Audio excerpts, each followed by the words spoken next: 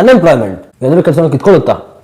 ಬರ್ತಾ ಇದೆಯಂತೆ, artificial intelligence ಬರ್ತಾ ಇದೆಯಂತೆ, ಎಲ್ಲರ ಕೆಲಸನೂ ಕಿತ್ಕೊಳ್ಳುತ್ತಂತೆ, ಮನುಷ್ಯರು ಮಾಡೋ ಕೆಲಸನೆಲ್ಲ ಅದೇ ಮಾಡುತ್ತಂತೆ, ಎಲ್ಲರ ಕೆಲಸನೂ ಕಿತ್ಕೊಂಡು ಅನ್ಎಂಪ್ಲಾಯ್ಮೆಂಟ್ ಕ್ರಿಯೇಟ್ ಮಾಡುತ್ತಂತೆ, ಎಲ್ಲ ಬಿಸ್ನೆಸ್ ಮಾಡಲ್ಸ್ನು ಹಾಳು ಮಾಡುತ್ತಂತೆ. ಈ ಥರ ಇನ್ಫಾರ್ಮೇಷನ್ ನಿಮ್ಗೆ ಯಾರಾದರೂ ಬಂದು ಹೇಳಿರ್ತಾರೆ, ಇಲ್ಲ ಎಲ್ಲೋ ಓದ್ಬಿಟ್ಟು ತಿಳ್ಕೊಂಡಿರ್ತೀರಾ, ನಿಮಗೂ ಗೊತ್ತಾಗಿರುತ್ತೆ.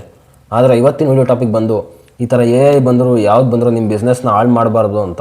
ಅಂದರೆ ಇವತ್ತಿನ ವಿಡಿಯೋ ಟಾಪಿಕಲ್ಲಿ ಬಂದರೂ ಯಾರೇ ಬಂದರೂ ನಿಮ್ಮ ಬಿಸ್ನೆಸ್ ಮಾಡಲ್ಸ್ನ ಹಾಳು ಮಾಡೋದಕ್ಕೆ ಆಗದೆ ಇರೋ ಥರ ಬಿಸ್ನೆಸ್ ಐಡಿಯಾಸ್ ಕೊಡ್ತೀನಿ.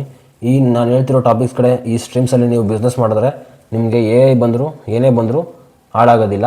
ಪ್ಲಸ್ ನಿಮ್ಮ ಫ್ಯೂಚರ್ ಗ್ರೋತ್ ಇರುತ್ತೆ. ಫ್ಯೂಚರಲ್ಲಿ ಬೂಮ್ ಆಗುವಂಥ ಬಿಸ್ನೆಸ್ ಐಡಿಯಾಸ್ ಮಾಡಲ್ಸ್ ಬಗ್ಗೆ ಹೇಳ್ತಾ ಇದ್ದೀನಿ ಇವತ್ತು. ಅದಕ್ಕಿಂತ ಮುಂಚೆ ಚಾನಲ್ ಸಬ್ಸ್ಕ್ರೈಬ್ ಮಾಡ್ಕೊಂಡಿದ್ದಾರೆ, ಸಬ್ಸ್ಕ್ರೈಬ್ ಮಾಡ್ಕೊಳ್ಳಿ. ಪವನ್ ಕ್ರಿಯೇಷನ್ಸ್ ಅಂತ. ವಿಡಿಯೋನ ಲೈಕ್ ಮಾಡಿ, ಕಮೆಂಟ್ ಮಾಡಿ, ಶೇರ್ ಮಾಡಿ, ವಿಡಿಯೋನ ಫುಲ್ಲಾಗಿ ವಾಚ್ ಮಾಡಿ. ಆವಾಗ ಮಾತ್ರ ನಿಮಗೆ ಯಾವ ಥರ ಬಿಸ್ನೆಸ್ ಟಿಪ್ಸ್ ಹೇಳ್ತಾ ಇದ್ದೀನಿ, ಯಾವ ಥರ ಬಿಸ್ನೆಸ್ ಮಾಡಲ್ಸ್ ಬಗ್ಗೆ ಹೇಳ್ತಾ ಇದ್ದೀನಿ ಅಂತ ಡೀಟೇಲ್ಡ್ ಇನ್ಫಾರ್ಮೇಷನ್ ಗೊತ್ತಾಗುತ್ತೆ. ಸ್ಕಿಪ್ ಮಾಡಿದ್ರೆ ಗೊತ್ತಾಗೋದಿಲ್ಲ. Let's move on the topic. First business model ಬಂದು ಹೆಲ್ತಲ್ಲಿ ಮೆಡಿಕಲ್ಸ್ ಬರುತ್ತೆ, ಹಾಸ್ಪಿಟಲ್ ಬರುತ್ತೆ. ಇದರಲ್ಲಿ ನೀವು ಅಂದ್ಕೋಬೋದು ಇದು ಯಾವ ಥರ ಬಿಸ್ನೆಸ್ ಆಗುತ್ತೆ, ಇದು ನಾರ್ಮಲ್ ನೀಡ್ ಅಲ್ವಾ, ಹೆಲ್ತ್ ಅನ್ನೋದು ನಾರ್ಮಲ್ ನೀಡು, ಇದು ಯಾವ ಥರ ಬಿಸ್ನೆಸ್ ಆಗುತ್ತೆ ಅಂತ ನೀವು ಅಂದ್ಕೊಂಡಿರೋದು ತಪ್ಪು. ಯಾಕೆ ಅಂದರೆ ಫಾರ್ ಎಕ್ಸಾಂಪಲ್ ಹೇಳ್ಬೇಕಾದ್ರೆ ನೀವು ಹಾಸ್ಪಿಟ್ಲಿಗೆ ಹೋಗ್ತೀರಾ, ಹಾಸ್ಪಿಟ್ಲಿಗೆ ಹೋದರೆ ಒಂದು ಕನ್ಸಲ್ಟೇಷನ್ ಫೀಸ್ 300 ಇರುತ್ತೆ, ಇಲ್ಲ 500 ಇರುತ್ತೆ ಡಾಕ್ಟ್ರಿಗೆ.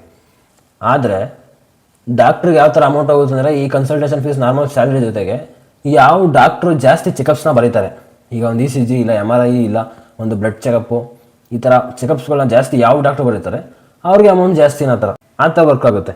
ಯಾರಿಗೆ ಜಾಸ್ತಿ ಚೆಕಪ್ ಬರೀತಾರೆ, ಯಾವ ಡಾಕ್ಟ್ರು ಜಾಸ್ತಿ ಚೆಕಪ್ನ ಮಾಡಿಸ್ತಾರೆ ಪೇಷಂಟ್ಸು, ಯಾವ ಡಾಕ್ಟ್ರ್ ಕಡೆಯಿಂದ ಮಾಡಿಸ್ತಾರೆ, ಇದರಿಂದ ಡಾಕ್ಟ್ರಿಗೆ ಅಮೌಂಟ್ ಜಾಸ್ತಿ ಆಗ್ತಾ ಹೋಗುತ್ತೆ. ಇದರಿಂದ ಫ್ಯೂಚರಲ್ಲಿ ಬಂದರೂ ಯಾರು ಬಂದರೂ ಹೆಲ್ತ್ ಅನ್ನೋದು ವೆರಿ ವೆರಿ ಇಂಪಾರ್ಟೆಂಟ್.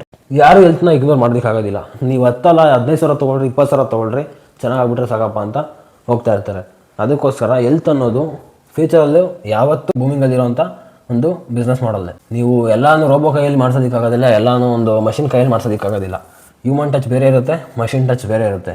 ಒಬ್ಬ ವ್ಯಕ್ತಿ ಜೀವನ ಒಂದು ಮಷಿನ್ ಕೈಲೇ ಒಪ್ಸೋದಕ್ಕಾಗೋದಿಲ್ಲ. ಅದಕ್ಕೋಸ್ಕರ ಹೆಲ್ತ್ ಇಂಡಸ್ಟ್ರಿ. ಸೆಕೆಂಡ್ ಬಿಸ್ನೆಸ್ ಮಾಡಲ್ ಎಜುಕೇಷನ್ ಯಾಕೆ ಅಂದರೆ ಇದು ಒಂದು ನೀಡೆ.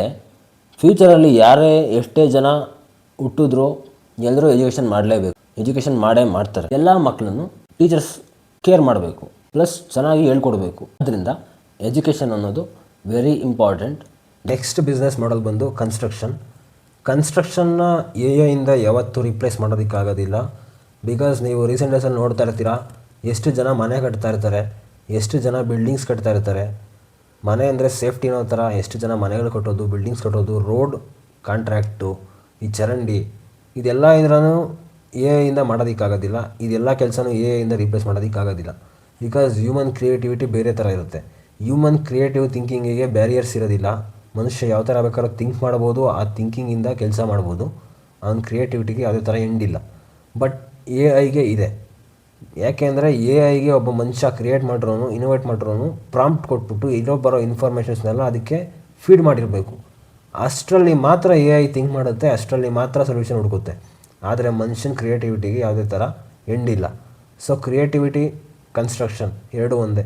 ಈಗ ಒಂದು ಮನೆ ಕಟ್ತೀರಾ ಅಂದರೆ ಯಾವ ಥರ ಡಿಸೈನ್ ಇರಬೇಕು, ಯಾವ ಥರ ಡಿಸೈನಲ್ಲಿ ಕಟ್ಟಬೇಕು, ಈ ಥರ ಎಲ್ಲ ಯೋಚನೆ ಮಾಡ್ತೀರಾ. ಇದರಲ್ಲಿ ಇಂದ ಸರ್ವೈವ್ ಆಗೋದಕ್ಕಾಗೋದಿಲ್ಲ.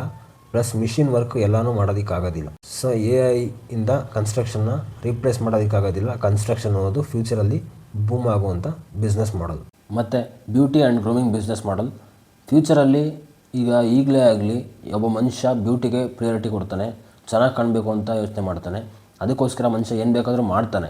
ಅದ್ರ ಎಕ್ಸಾಂಪಲ್ಸ್ ನಿಮ್ಮ ಮುಂದೆನೇ ಇರುತ್ತೆ, ಕೇಳ್ತಾ ಇರ್ತೀರಾ. ಈ ಆ್ಯಕ್ಟರ್ಸ್ ಈ ಥರ ಮಾಡಿದ್ರು, ಆ ಥರ ಸರ್ಜರಿ ಮಾಡಿಸ್ಕೊಂಡ್ರು, ಈ ಥರ ಇಂಜೆಕ್ಷನ್ ತೊಗೋತಾ ಇದ್ದಾರೆ, ಈ ಥರ ಟ್ಯಾಬ್ಲೆಟ್ಸ್ ತೊಗೋತಾ ಇದ್ದಾರೆ, ಈ ಥರ ಫೇಶಿಯಲ್ ಮಾಡಿಸ್ಕೋತಾ ಇದ್ದಾರೆ, ಈ ಥರ ಪಾರ್ಲರ್ಗೆ ಹೋಗ್ತಾ ಇದ್ದಾರೆ ಅಂತ. ಎಸ್ಪೆಷಲಿ ವುಮೆನ್ಸು ಆ್ಯಂಡ್ ಮೆನ್ಸು ಮಾಡಿಸ್ಕೋತಾ ಇದ್ದಾರೆ.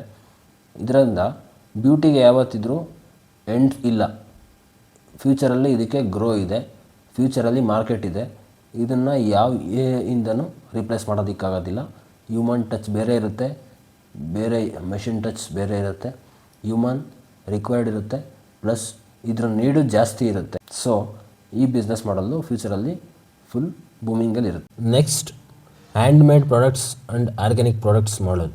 ಅಂದರೆ ನೆಕ್ಸ್ಟು ಫ್ಯೂಚರಲ್ಲಿ ಈ ಆರ್ಗ್ಯಾನಿಕ್ ಪ್ರಾಡಕ್ಟ್ಸ್ಗೆ ಮತ್ತು ಹ್ಯಾಂಡ್ಮೇಡ್ ಪ್ರಾಡಕ್ಟ್ಸ್ಗೆ ಹೈ ಡಿಮ್ಯಾಂಡ್ ಬರುತ್ತೆ. ಬಿಕಾಸ್ ಆರ್ಗ್ಯಾನಿಕ್ ಪ್ರಾಡಕ್ಟ್ಸ್ ಅನ್ನೋದು ನಮ್ಮ ಹೆಲ್ತಿಗೆ ಬೆನಿಫಿಟ್ ಆಗಿರುತ್ತೆ, ನಮ್ಮ ಹೆಲ್ತ್ ಸಂಬಂಧಪಟ್ಟಂಥ ಇದಾಗಿರುತ್ತೆ, ನಮ್ಮ ಹೆಲ್ತ್ ಚೆನ್ನಾಗಿ ಕಾಪಾಡೋದಕ್ಕೆ ಹೆಲ್ಪ್ ಆಗುತ್ತೆ. ಅದರಿಂದ ಪ್ಲಸ್ ಹ್ಯಾಂಡ್ಮೇಡ್ ಪ್ರಾಡಕ್ಟ್ಸ್ ಅಂದರೆ ಅದು ಎಮೋಷನ್ ಕ್ರಿಯೇಟ್ ಮಾಡುತ್ತೆ. ಎಲ್ಲ ಈ ಆಟೋಮೆಟಿಕ್ ಮೆಷಿನ್ಸಿಂದನೇ ಆಗ್ತಾ ಇದೆ ಅಂತ ಫೀಲ್ ಕೊಡೋದಿಲ್ಲ. ಆದ್ದರಿಂದ ಹ್ಯೂಮನ್ ಎಮೋಷನ್ಸ್ ಆಸೆಗಳಲ್ಲಿ ಒಂದಾಗಿ ಈ ಹ್ಯಾಂಡ್ಮೇಡ್ ಪ್ರಾಡಕ್ಟ್ಸ್ ಬಗ್ಗೆ ಇಂಟ್ರೆಸ್ಟ್ ಬರುತ್ತೆ. ಲಾಸ್ಟ್ ಇಂಪಾರ್ಟೆಂಟ್ ಆ್ಯಂಡ್ ನೀಡ್ ಇರೋವಂಥ ಬಿಸ್ನೆಸ್ ಮಾಡೆಲ್ ಬಂದು ಫುಡ್ ಆ್ಯಂಡ್ ಅಗ್ರಿಕಲ್ಚರ್. ನಿಮಗೆ ಆಲ್ರೆಡಿ ಐಡಿಯಾ ಬಂದಿರುತ್ತೆ, ಇದ್ರ ಬಗ್ಗೆ ಯೋಚಿಸಿರ್ತೀರ. ಫುಡ್ ಅನ್ನೋದು ಎಲ್ಲರಿಗೂ ಇಂಪಾರ್ಟೆಂಟ್ ನೀಡ್, ಅದು ಎಸೆನ್ಷಿಯಲ್ ನೀಡು. ಅದಿಲ್ಲ ಅಂದರೆ ನಮ್ಮ ಕೈಯಲ್ಲಿ ಬದುಕೋದಕ್ಕೆ ಆಗೋದಿಲ್ಲ. ಇದನ್ನು ಜನ್ರೇಷನ್ ಮಾಡೋದು ಅಗ್ರಿಕಲ್ಚರು. ಇದರಿಂದ ರೆವಿನ್ಯೂ ಜನ್ರೇಟ್ ಆಗೇ ಆಗುತ್ತೆ. ಬಿಕಾಸ್ ಎಲ್ಲರಿಗೂ ನೀಡ್ ಇರೇ ಇರುತ್ತೆ, ಎಲ್ಲರೂ ಇದನ್ನು ಬೈ ಮಾಡಲೇಬೇಕು. ಎಲ್ರಿಗೂ ಇಂಪಾರ್ಟೆಂಟ್ ರಿಕ್ವೈರ್ಮೆಂಟ್ ಇದು. ಇದನ್ನು ಮಾಡೋದ್ರಿಂದ, ನೀವು ಫುಡ್ ಕ್ರಿಯೇಟ್ ಮಾಡೋದ್ರಿಂದ ಎಲ್ರಿಗೂ ನೀಡ್ ಇದ್ದೇ ಇರುತ್ತೆ, ಎಲ್ಲರೂ ಪರ್ಚೇಸ್ ಮಾಡಲೇಬೇಕು. ಇದು ಒಂದು ಇಂಪಾರ್ಟೆಂಟ್ ಆ್ಯಂಡ್ ಬೂಮಿಂಗಲ್ಲಿರುವಂಥ ಬಿಸ್ನೆಸ್ ಮಾಡಲ್. ಅದರಲ್ಲೂ ಈ ಆರ್ಗ್ಯಾನಿಕ್ ಫಾರ್ಮಿಂದ ಬಂದಿರೋ ಪ್ರಾಡಕ್ಟ್ಸ್ಗೆ ಡಿಮ್ಯಾಂಡ್ ಇದ್ದೇ ಇರುತ್ತೆ. ಈಗಾಗಲೇ ಇದೆ ಡಿಮ್ಯಾಂಡು, ಮುಂದೆ ಇನ್ನೂ ಜಾಸ್ತಿ ಆಗ್ತಾ ಹೋಗುತ್ತೆ. ಬಿಕಾಸ್ ಅದು ಅವೈಲಬಲ್ ಕಮ್ಮಿ ಆಗುತ್ತೆ, ಆದ್ದರಿಂದ ವ್ಯಾಲ್ಯೂ ಜಾಸ್ತಿ ಆಗುತ್ತೆ, ಅಮೌಂಟ್ ಜಾಸ್ತಿ ಆಗುತ್ತೆ. ಕಾಸ್ಟ್ ಜಾಸ್ತಿ ಆಗೋದ್ರಿಂದ ನಿಮ್ಮ ಬಿಸ್ನೆಸ್ಗೆ ಹೆಲ್ಪ್ ಆಗುತ್ತೆ. ಇದು ಡಿಮ್ಯಾಂಡಲ್ಲಿ ಮುಂದೇನು ಫ್ಯೂಚರಲ್ಲಿ ಬೂಮಿಂಗಲ್ಲಿರುವಂಥ ಬಿಸ್ನೆಸ್ ಮಾಡಲ್. ಓಕೆ ಗೈಸ್, ಕಂಟೆಂಟ್ ಅರ್ಥ ಆಯಿತು ಅನಿಸುತ್ತೆ. ಇನ್ನು ಮುಂದೆ ಇದೇ ಥರ ಇನ್ಫಾರ್ಮೇಟಿವ್ ಕಂಟೆಂಟ್ಫುಲ್ ವೀಡಿಯೋಗಳು ಬರ್ತಾ ಇರುತ್ತೆ. ಅದಕ್ಕೋಸ್ಕರ ಚಾನಲ್ನ ಸಬ್ಸ್ಕ್ರೈಬ್ ಮಾಡ್ಕೊಳ್ಳಿ, ಬೆಲ್ ಐಕಾನ್ ಕ್ಲಿಕ್ ಮಾಡಿ, ಆಲ್ ಮಾಡಿ ಸೆಲೆಕ್ಟ್ ಮಾಡ್ಕೊಳ್ಳಿ.